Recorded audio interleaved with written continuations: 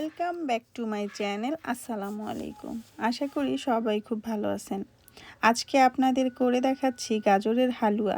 কিভাবে খুব সহজে গাজরের হালুয়া বানাতে পারবেন সেই রেসিপিটি আপনাদের সঙ্গে শেয়ার করছি। প্রথমে এখানে আমি গাজর কুচি করে নিয়েছি।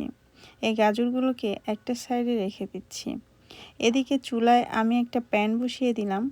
প্যানের ভিতরে দিয়ে দিচ্ছি 1/4 কাপ পরিমাণে ঘি। ঘিয়ের বদলে কেউ এখানে বাটারও ব্যবহার করতে পারেন অথবা তেলও ব্যবহার করতে পারেন। ঘিটা গরম হয়ে গিয়েছে। এই পর্যায়ে ঘিয়ের ভিতরে আমি গাজরগুলো দিয়ে দিলাম। গাজরটাকে ঘিয়ের সাথে ভালো মতো 4 থেকে 5 মিনিটের মতো প্রথমে রান্না করতে হবে। আমি 4 থেকে 5 মিনিটের মতো প্রথমে গাজরটাকে রান্না করে নিলাম। এখন এই গাজরের ভিতরে দিয়ে দিচ্ছি 2 কাপ পরিমাণে দুধ। আমি দুধটা আগে থেকে জাল করে ঘন করে রেখেছিলাম, সেই দুধটা এখানে ব্যবহার করেছি।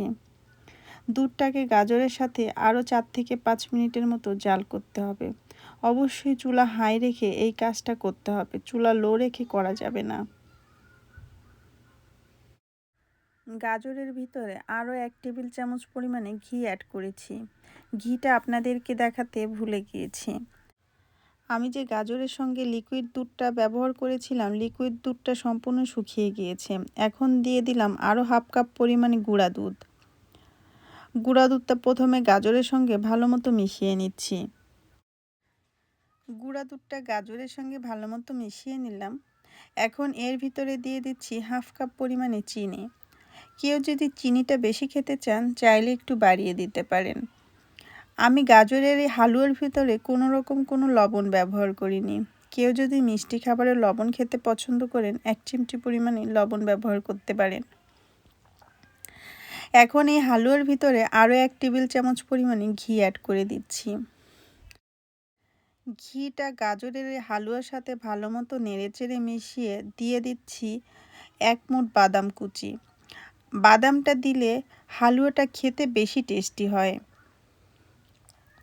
বাদামটা হালুয়ার সঙ্গে নেড়েচেড়ে ভালো মতো মিশিয়ে নিব।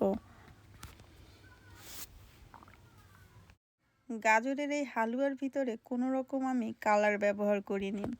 কেউ যদি বেশি গাঢ় কালার পছন্দ করেন একটু কালার অ্যাড করতে পারেন। হালুয়াটা সম্পূর্ণ হয়ে গিয়েছে।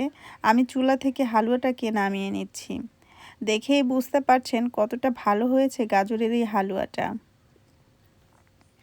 আমার ভিডিওটা আপনাদের কাছে কেমন লেগেছে আমাকে কমেন্টস করে জানাতে ভুলবেন না। আর বাসায় যদি আপনারা এইভাবে গাজরের হালুয়া রান্না করে খান আমাকে কমেন্টস করে জানাতে পারেন আপনাদের বাসার হালুয়াটা কেমন হয়েছে। আজকে এই পর্যন্ত। সবাই ভালো থাকবেন, আমার জন্য দোয়া করবেন। আল্লাহ হাফেজ।